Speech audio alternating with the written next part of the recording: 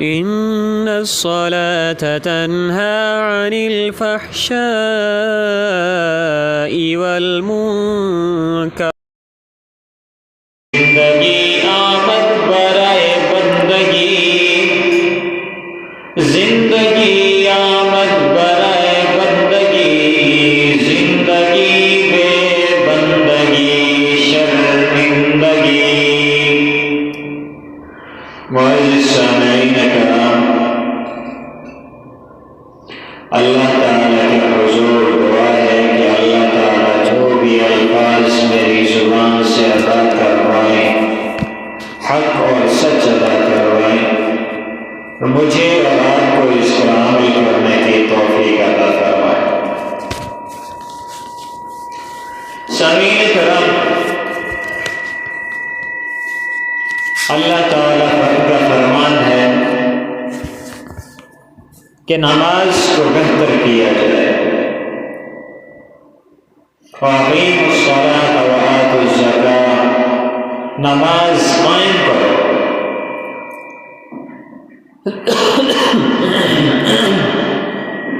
نماز قائم کرو، زکوٰۃ ادا کرو. اور نماز کس طریقے سے ہونی چاہیے؟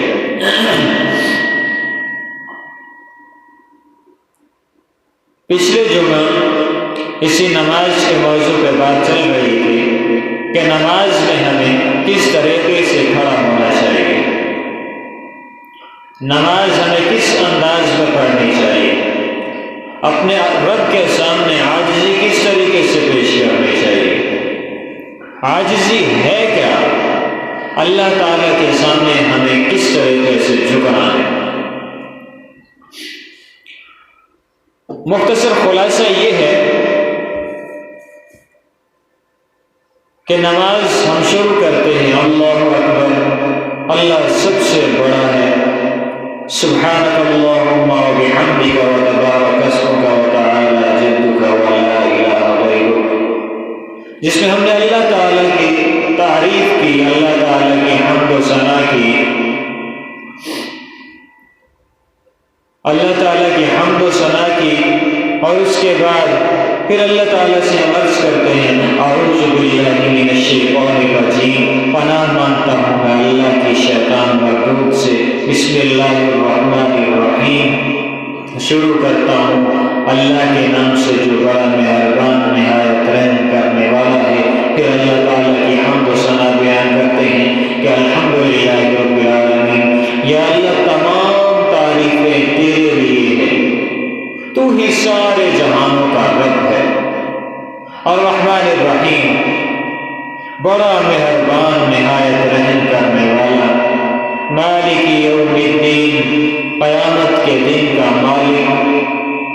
ایاک نعبد و ایاک نستعین، ہم تیری ہی عبادت کرتے ہیں اور تجھی سے مدد چاہتے ہیں. اہدنا الصراط المستقیم، یا اللہ دکھا ہم کو سیدھا راستہ. اللہ تعالیٰ سے التجا کرتے ہیں کہ یا اللہ ہمیں سیدھا راستہ دکھا. صراط الذین انعمت علیہم، راستہ ان لوگوں کا جن پر تیرا انعام کیا گیا. غیر المغضوب علیہم ولا الضالین، نہ کہ ان لوگوں کا جس پر تیرا غصہ کیا گیا. آمین. یا اللہ قبول فرما.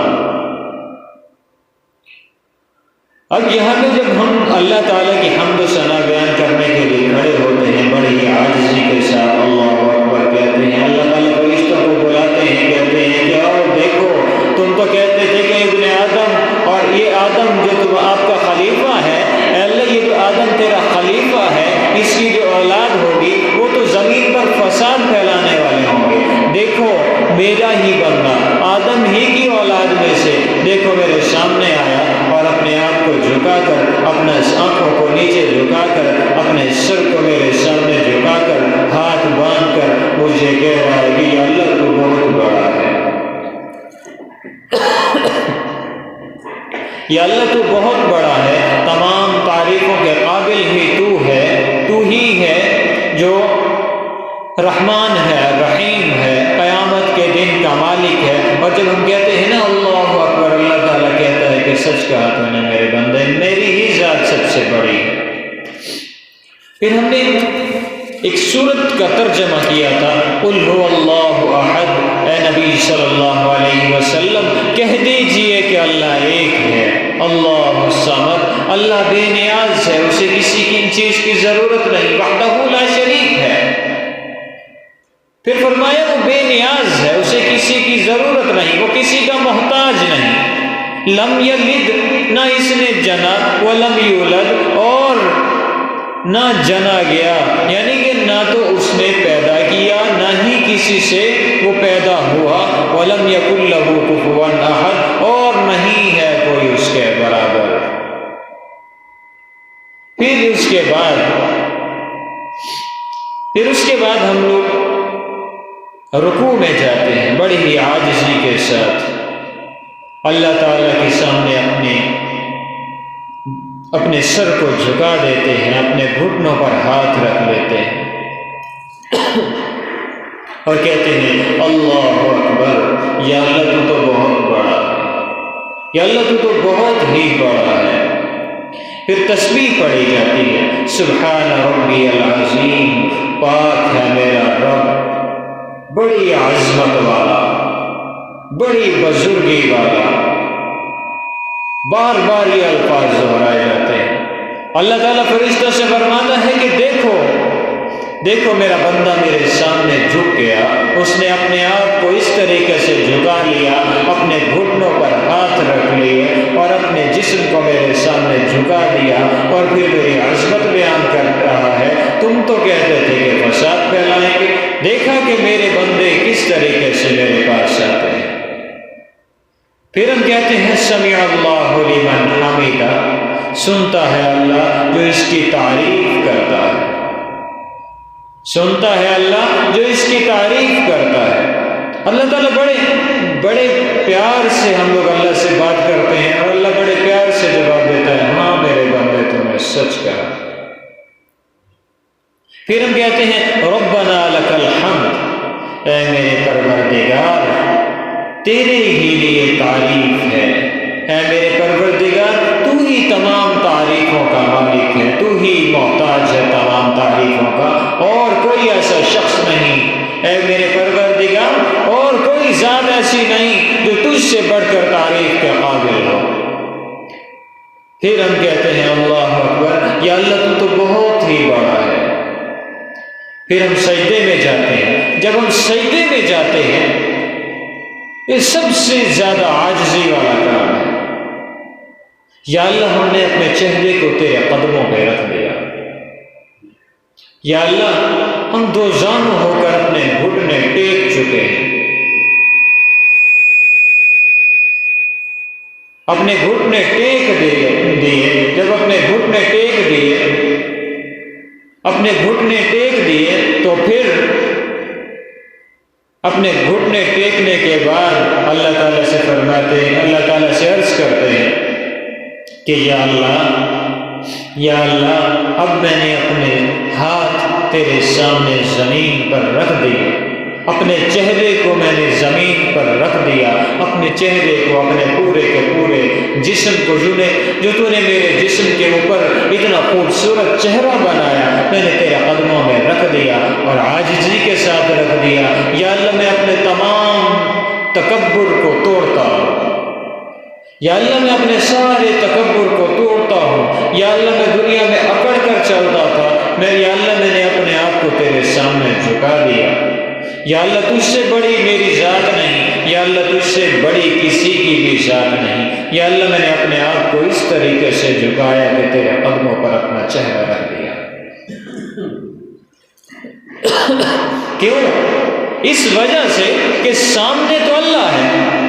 ہم نے جب نماز شروع کی تھی تو اس ارادے کے ساتھ کی تھی کہ اللہ میرے سامنے ہے جس سے میں باتیں کر رہا ہوں، اللہ میرے بالکل سامنے ہے جس سے میں باتیں کر رہا ہوں، جس سے میں ہم کلام ہوں، وہ رب میرے سامنے ہے، اور میرے پیچھے اللہ تعالیٰ کا تخلیق کیا ہوا، اللہ تعالیٰ کا بھیجا ہوا فرشتہ اسرائیل ہے جو کسی وقت بھی میری روح کو قبض کر لے گا، اور اس طریقے سے قبض کرے گا کہ مجھے کوئی پتہ نہیں یہ میری رکعت آخری ہو، یہ میرا رکوع آخری ہو، یہ میرا سجدہ آخری ہو، یہ میری تسبیح آخری ہو، یہ میرا قیام آخری ہو، یہ میرا قعدہ آخری ہو، میں نہیں جانتا۔ اور میں کھڑا کس وجہ سے ہوا، اپنے آپ کو جھکایا کس وجہ سے، کہ یا اللہ یہ جو میری طرف میرے دائیں طرف تو نے جنت بنائی ہے نا، یا اللہ مجھے اس کا حقدار بنا دے۔ یا اللہ یہ جو بائیں طرف تیری جہنم ہے نا، یا اللہ میں اس سے پناہ مانگتا ہوں۔ یا اللہ میں اس جہنم سے پناہ مانگتا ہوں، مجھے اس جہنم سے دور کر دے، اور میں اس جنت کا طلبگار ہوں، یا اللہ مجھے اس جنت کا حقدار بنا دے۔ پھر سجدے میں ہم کیا کہتے ہیں؟ سبحان ربی العظیم، سبحان ربی الاعلی، سبحان ربی الاعلی، پاک ہے میرا رب بڑی بلندی والا، بڑا ہی اعلیٰ رتبے والا، بڑا ہی اعلیٰ مقام والا، بڑا ہی اونچی ذات والا۔ یا اللہ، یا اللہ میں نے تو اپنا سب کچھ تیرے سامنے اس وجہ سے جھکا دیا کہ تو بڑی بلندی والا ہے، بڑا ہی اعلیٰ مقام والا ہے۔ یا اللہ جہاں تیرا تخت ہے یا اللہ وہاں پر کوئی نہیں جا سکتا، اسی لیے یا اللہ میں نے تیرے سامنے اپنے آپ کو جھکا دیا۔ اسی طریقے سے اللہ اکبر کہہ کے اٹھ بیٹھا کہ یا اللہ تو بہت بڑا ہے۔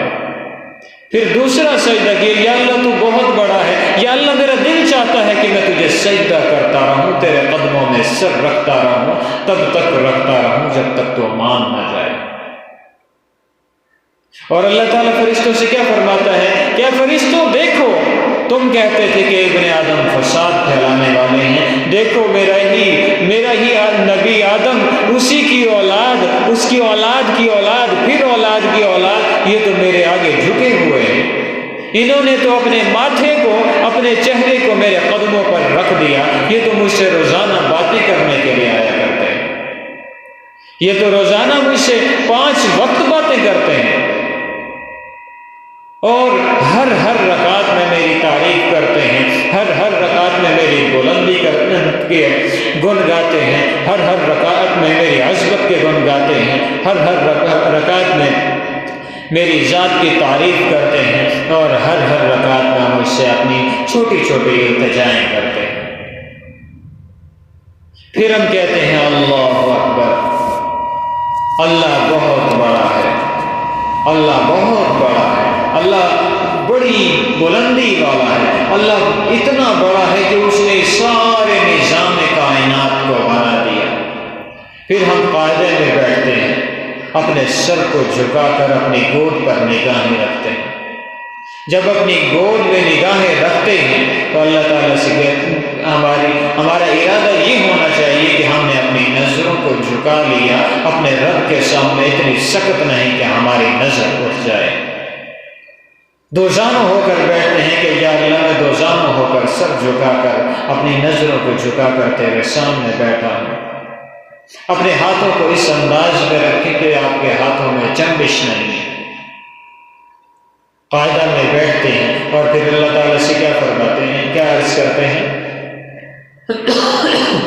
اللہ تعالیٰ سے عرض کرتے ہیں التحیات للہ والصلوات والطیبات السلام علیک ایھا النبی ورحمۃ اللہ وبرکاتہ۔ یہ ہے کیا چیز؟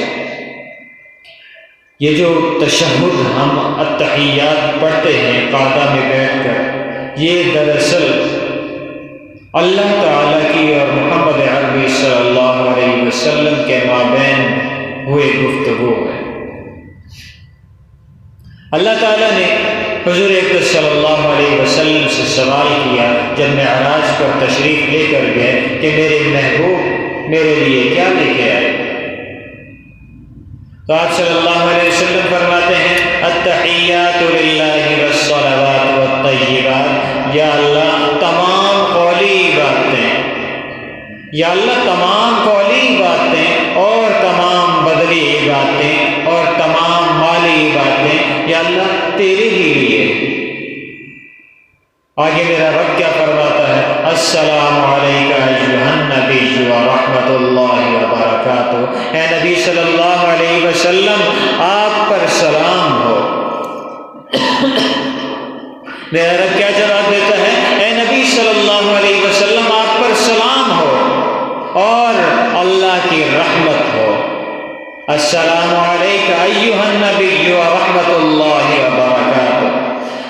تو آپ نبی آخر الزمان صلی اللہ علیہ وسلم کیا فرماتے ہیں کہ نہیں میرے مالک، صرف یہاں تک نہیں، آپ صلی اللہ علیہ وسلم فرماتے ہیں السلام علینا وعلی عباد اللہ الصالحین، السلام علینا وعلی عباد اللہ الصالحین، اور اس کی برکتیں سلام ہو ہم پر۔ کیا ہے؟ السلام علینا، سلام ہو ہم پر، یعنی جو پڑھ رہا ہے اس پر سلام ہو، میرے ان بندوں پر یا اللہ جو بعد میں پڑھے گا، جو قیامت تک پڑھتا رہے گا۔ اللہ تعالیٰ کے نبی آخر الزمان صلی اللہ علیہ وسلم نے صرف اپنی حد تک بات ختم نہیں ہونے دی، اللہ کے نبی نے فرمایا کہ یا اللہ سلام ہو ہم پر، یعنی قیامت تک جو یہ چیز پڑھے گا ان سب پر سلام ہو ہم پر اور اللہ کے نیک بندوں پر، یعنی کہ جو پڑھتے رہے، جنہوں نے اپنی آخرت بنا لی، ان پر بھی سلام ہو، اور جو پڑھ رہا ہے اس پر بھی سلام ہو۔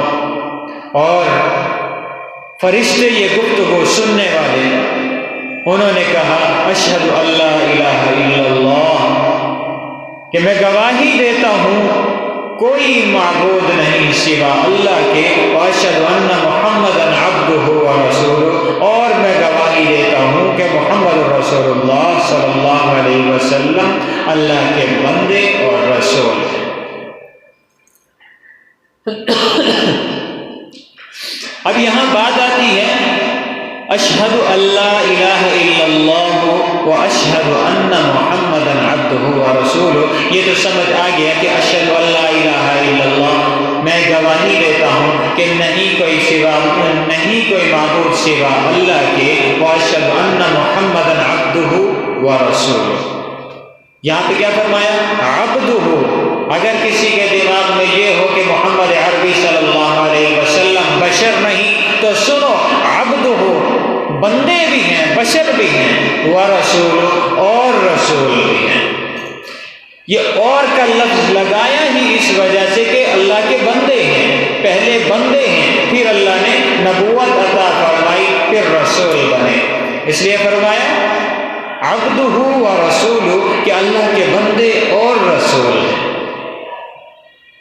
پھر آگے ہم اللہ تعالیٰ سے عرض کرتے ہیں اللہم صلی علی محمد وعلی آل محمد کما صلیت علی ابراہیم وعلی آل ابراہیم انک حمید مجید۔ ہم کیا کہتے ہیں؟ اے اللہ رحمت بھیج محمد صلی اللہ علیہ وسلم پر، اور رحمت بھیج محمد صلی اللہ علیہ وسلم کے آل پر، جیسا کہ تو نے رحمت بھیجی ابراہیم علیہ السلام پر، اور رحمت بھیجی ابراہیم علیہ السلام کی آل پر۔ تحقیق تو تعریف کے لائق بڑا بزرگی والا ہے۔ پھر اللہ تعالیٰ سے عرض کرتے ہیں اللہم بارک علی محمد وعلی آل محمد کما بارکت علی ابراہیم وعلی آل ابراہیم انک حمید مجید۔ اے میرے پروردگار، اللہم بارک علی محمد، اے میرے پروردگار محمد رسول اللہ صلی اللہ علیہ وسلم پر برکت نازل فرما، وعلی آل محمد، اور محمد رسول اللہ صلی اللہ علیہ وسلم کے آل پر برکت نازل فرما، کما بارکت علی ابراہیم، جس طرح تو نے برکت نازل فرمائی ابراہیم علیہ السلام پر، وعلی آل ابراہیم، وعلی آل ابراہیم، اور ابراہیم علیہ السلام کی آل پر جس طرح سے تو نے برکت فرمائی، ویسے ہی برکت فرما محمد رسول اللہ صلی اللہ علیہ وسلم اور ان کے آل پر بے شک تو قابل تعریف ہے، بے شک تو قابل تعریف ہے، بڑا بزرگی والا ہے۔ پھر اللہ تعالیٰ اپنے فرشتوں سے فرماتا ہے کہ دیکھو میرا بندہ مجھ سے یہ بھی مانگ رہا ہے کہ جو میرا نبی ہے، میرا محبوب ہے، اس پر بھی رحمت فرما، اس پر برکت فرما، اور فرما کیسے؟ جیسے تو نے ابراہیم علیہ السلام اور ابراہیم علیہ السلام کی آل پر رحمت و برکت نازل فرمائی۔ اور پھر کہتا کیا ہے کہ بے شک یا اللہ تو یہ سب کر سکتا ہے، تو تعریف کے قابل ہے، بڑا بزرگی والا ہے۔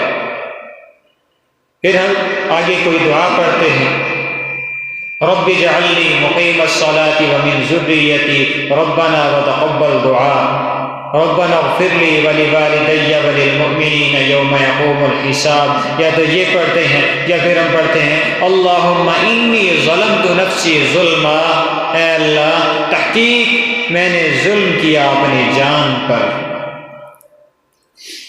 میں نے ظلم کیا اپنی جان پر، ظلمن کثیرا، بہت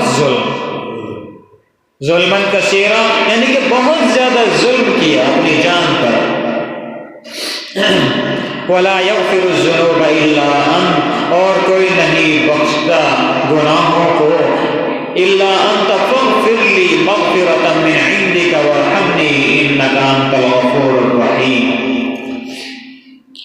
سوا یعنی کہ کوئی بخشنے والا نہیں، میں نے اپنی جان پر ظلم کیا ہے میرے مالک میں تو اپنی جان پر ظلم کر چکا، مگر میں یہ بھی جانتا ہوں کہ کوئی ایسا شخص نہیں، کوئی ایسا ہے ہی نہیں جو گناہوں کو بخشتا ہو۔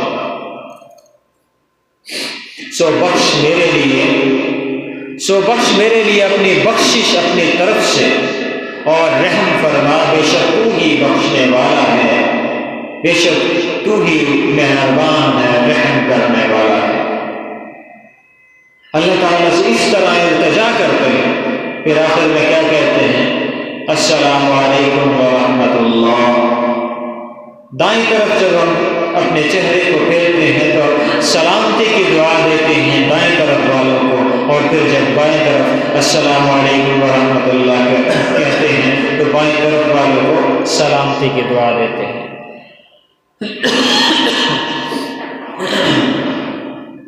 اور یہ سب صرف ہمارے عبادت ہی نہیں، یہ صرف اللہ تعالیٰ سے ہم کلام ہونا ہی نہیں، بلکہ ہمارے جسم کی بھی ضرورت ہے۔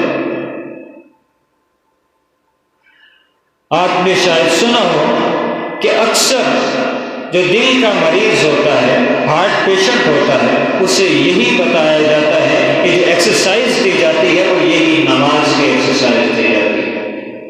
ایک امریکہ کا ڈاکٹر وہ کہتا ہے کہ میرا دل چاہتا ہے کہ تمام امریکہ والوں کو یا تمام دنیا والوں کو اس چیز کا قائل کرو کہ نماز پڑھا کریں۔ نماز کس وجہ سے پڑھا کریں؟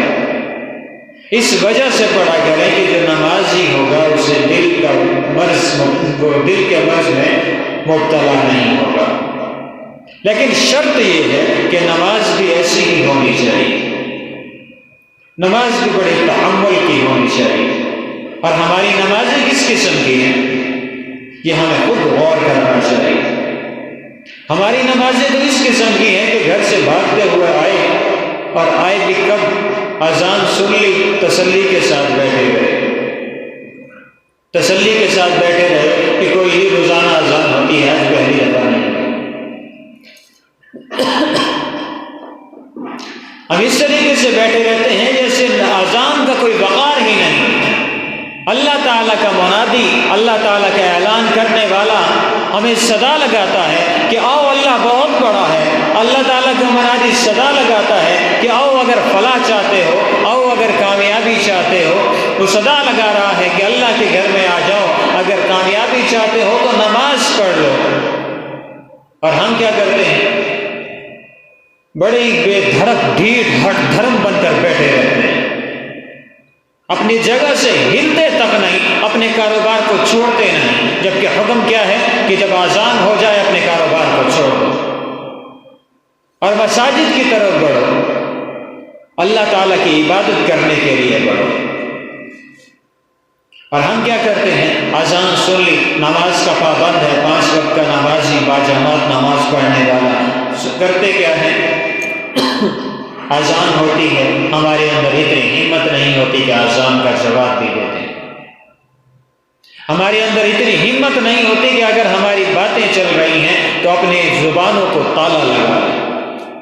ہمارے اندر اتنی ہمت نہیں ہوتی کہ اگر کوئی ٹی وی ڈرامہ یا کوئی خبریں دیکھ رہے ہیں تو اس پر ہم اس چیز کو بند کر دیں کہ اللہ تعالیٰ کا منادی صدا لگا رہا ہے۔ ہم لوگوں میں اس چیز کی ہمت ہی نہیں ہوتی۔ یقین کریں کہ کل روز قیامت یہ سوال کیا جائے گا کہ کیا تمہارے کانوں میں اذان کی آواز آئی تھی؟ کیا تم نے میرے منادی کی آواز سنی تھی؟ کیا صدا لگانے والے نے صدا لگائی تھی کہ آؤ کامیابی کی طرف، آؤ نماز کی طرف؟ یہ کہا تھا؟ کیا تم سنتے رہے تھے یا سن کے اس کا جواب دیا تھا؟ کیا اپنے کام، اپنے کاروبار کو چھوڑا تھا؟ کیا میرے گھر کی طرف بڑھے تھے؟ تو ہم اپنے ہی گریبان میں جھانک کر دیکھیں، کیا ہم اللہ تعالیٰ کی اس حکم کو پورا کرتے ہیں؟ 5 وقت کا جو نمازی ہے وہ اذان سن کر وہیں بیٹھا رہتا ہے، اذان کا جواب تک نہیں دیتا، اور ٹائم کو دیکھتا ہے کہ جب 2 منٹ رہ گئے وہاں سے بھاگا، گھر سے نکلا اور دوڑتا دوڑتا مسجد میں آیا، دیکھا کہ جماعت کھڑی ہو گئی، جماعت میں آ کے شامل ہوا۔ کوئی پتہ نہیں کہ پہلے کی سنتیں پڑھی، بعد کی سنتیں پڑھنی ہے یا نہیں، کوئی فرق نہیں پڑتا، بس جی فرض ادا کر لیا، اب ہو گیا بس۔ 5 وقت جماعت کے ساتھ فرائض تو ادا کر لیتا ہوں نا، تکبیر اولیٰ کے ساتھ پڑھتا ہوں، اور جیسے ہی سلام پھیرا امام صاحب نے، اس چیز کی بھی جلدی لگ گئی کہ امام صاحب دعا میں لیٹ نہ کر دیں، امام صاحب دعا لمبی نہ کر دیں، یا دعا کے بعد کوئی بات نہ کر دیں، کوئی سمجھانے کی بات نہ کر دے، کوئی حدیث، کوئی قرآن کی آیت، قرآن کا ترجمہ یا اس کی تفسیر بیان کرنے بیٹھ گئے تو میرا تو کاروبار نکل جائے گا، میں کروڑ پتی، میرا تو کروڑوں کا نقصان ہو جائے گا۔ یہ نہیں جانتا جس گھر میں آیا ہے وہ گھر ہی رازق کا ہے، یا اسی ذات کا گھر ہے جس نے تجھے 1 روپے سے 1 کروڑ تک پہنچایا۔ کیا خیال ہے؟ اس سے بھاگ کر ہم کما لیں گے؟ پھر اللہ تعالیٰ کیا کرتا ہے؟ سب سے پہلے ہم لوگ کوتاہی کرتے ہیں، نوافل چھوڑ دیے، اور حضرت عبداللہ بن مسعود رضی اللہ تعالیٰ عنہ فرماتے ہیں کہ جس شخص نے نوافل چھوڑ دیے وہ آہستہ آہستہ سنتیں بھی چھوڑ دیتا ہے، اور جب سنتوں سے باغی ہو جاتا ہے تو پھر فرائض سے بھی باغی ہو جاتا ہے، اور جب فرائض سے باغی ہوتا ہے تو پھر اللہ کا باغی بن جاتا ہے۔ اور ہماری کیفیت کچھ اسی طرح کی ہے، ہم نے پہل تو نوافل کو خیر بات کہہ دیا، اس کے بعد سنتوں کو بھی خیر بات کہہ دیا۔ آج ہماری حالت یہ ہے کہ اگر کسی سے سوال کیا جائے نا کہ جمعے کی رکعتیں کتنی ہیں تو جواب ملتا ہے کہ 2 رکعتیں۔ 2 رکعتیں کس طریقے سے؟ اللہ کے بندے 2 رکعتیں تو نہیں ہیں۔ ہاں، اگر اس سے یہ پوچھا جائے کہ تمہاری مسجد کا امام کس قسم کا ہے، وہ اتنے بڑے بڑے فتوے دے گا کہ آپ سوچ بھی نہیں سکتے۔ اور جمعے کی رکعتیں کتنی؟ 2۔ باقی پتہ نہیں، مجھے تو علم نہیں ہے۔ کیوں علم نہیں؟ بس جی ابا جی 2 پڑھتے تھے، میں نے بھی 2 پڑھی اور ہمیشہ 2 ہی پڑھتا آیا، مجھے اس چیز کا علم نہیں۔ امام صاحب یہ جو سنتوں کا ٹائم دیتے ہیں یہ کیوں دیتے ہیں؟ یہ جو بعد میں لوگ پڑھ رہے ہوتے ہیں یہ کیا پڑھ رہے ہوتے ہیں؟ کسی چیز کا علم نہیں، بس امام صاحب کے پیچھے اللہ اکبر کہہ کے السلام علیکم ورحمۃ اللہ تک کہہ دیا، دعا مانگی یا دعا بھی نہیں مانگی، جوتوں تک پہنچ گیا اور وہاں سے فرار ہو گئے۔ اس وجہ سے پتہ ہی نہیں کہ 2 فرائض سے پہلے کیا ہے اور 2 فرائض کے بعد کیا ہے۔ کیا ہے جی؟ جمعے کی رکعتیں 2۔ ہاں، ہم اپنے ائمہ پر تہمت لگانے کے لیے، اپنے ائمہ پر اعتراضات کرنے کے لیے پیش ہوتے ہیں۔ کسی امام پر بہت زیادہ باتیں کیے کرتے تھے، کوئی 2-4 لڑکے ایسے باہر چوک پر کھڑے ہو کر امام صاحب نے ایک دن پکڑ لیا۔ امام صاحب کہنے لگے کہ یہ بتا کہ فجر کی رکعتیں کتنی ہوتی ہیں؟ اس نے جواب دیا کہ 10 ہوں گی۔ اس نے کہا کہ پاگل ہو گیا ہے، 10 رکعتیں فجر کی؟ اس نے کہا پھر 15 ہوں گی، 20 ہوں گی؟ اس نے کہا کہ تو مجھ سے پٹے گا، صحیح رکعتیں بتا۔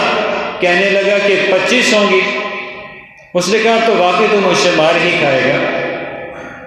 وہاں سے نکل گیا، گھر جا کے اپنی بیگم سے کہا آج تو امام صاحب نے مجھے پکڑ لیا تھا، بڑا ہی ضدی آدمی ہے، اپنے اوپر بات پھر بھی نہیں آنے دی۔ جی بیوی نے پوچھا کیا بات ہے، کیسے ضدی ہوا؟ کہا کہ امام تو بڑا ہی ضدی آدمی ہے۔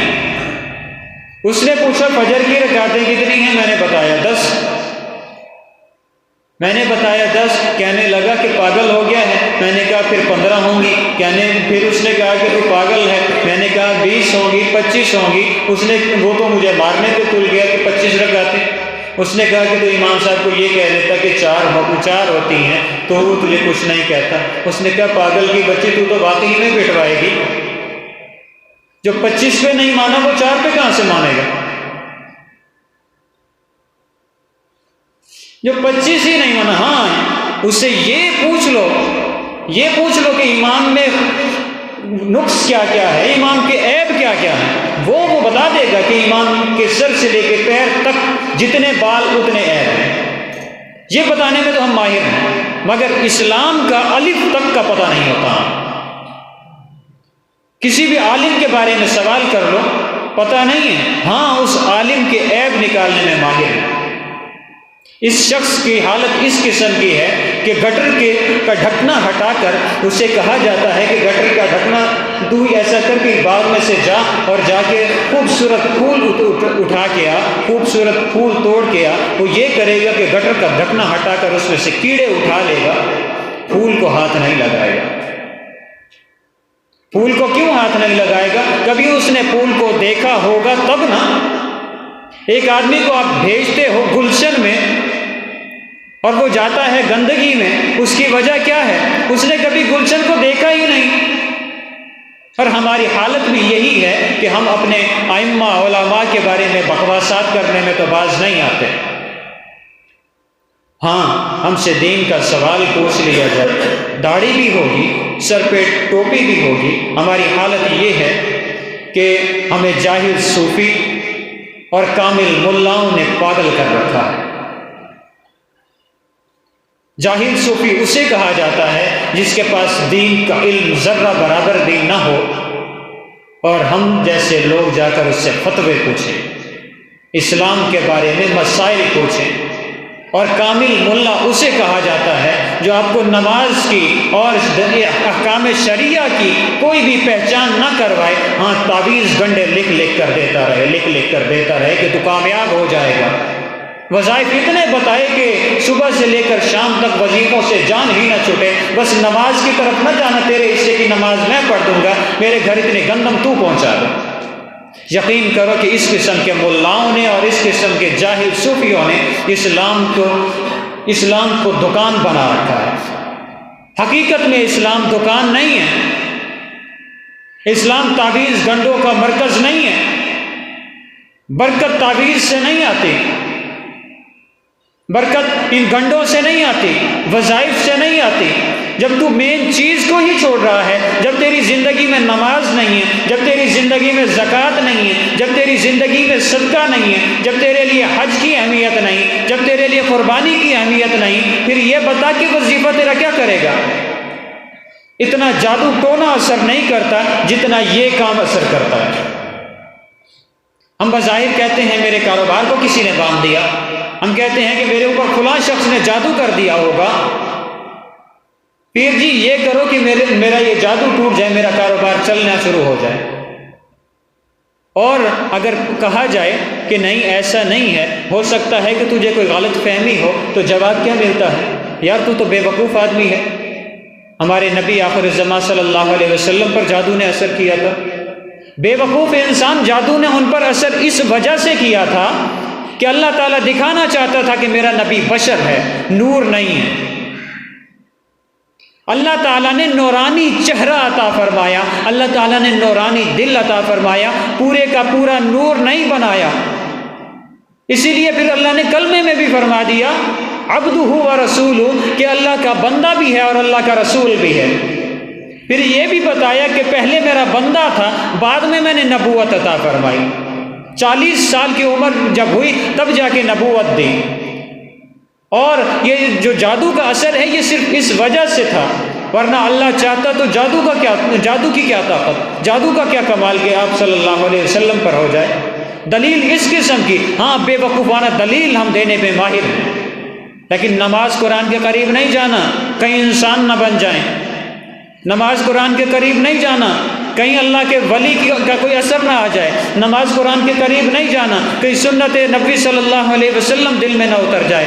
ہاں یہ سوال کر سکتے ہو کہ یہودی فلاں کیسا تھا اور اس کا ہیئر سٹائل کیسا تھا، اس کا فرنچ کٹ داڑھی کس قسم کی تھی، اس کا لباس کس قسم کا تھا، اس کی چال کس قسم کی تھی، وہ بات کس طرح کرتا تھا، یہ ہم سب کے سب جانتے ہیں۔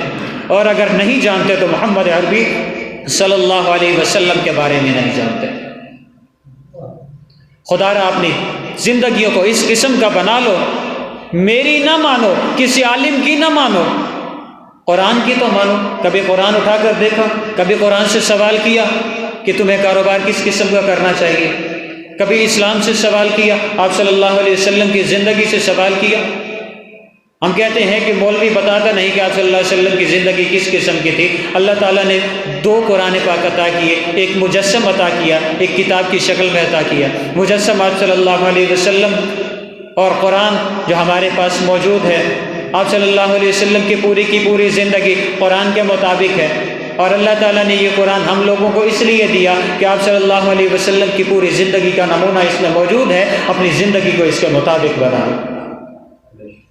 مہربانی ہوگی خدا آپ کو بہت ہی اعلیٰ مرتبہ عطا فرمائے، اور مجھے بھی اور آپ کو بھی ہدایت والا راستہ عطا فرمائے۔ صرف تعویذ گنڈوں پر عمل کرنا چھوڑ دو، جاہل صوفی اور کامل ملا کو چھوڑ دو۔ اگر کسی عالم پر اعتماد نہیں تو قرآن اٹھا لو، آپ صلی اللہ علیہ وسلم کے احادیث مبارکہ اٹھا لو، کامیابی کے لیے یہی کافی ہے۔ اللہ تعالیٰ مجھے اور آپ کو عمل کرنے کی توفیق عطا فرمائے۔ آخر دعوانا الحمد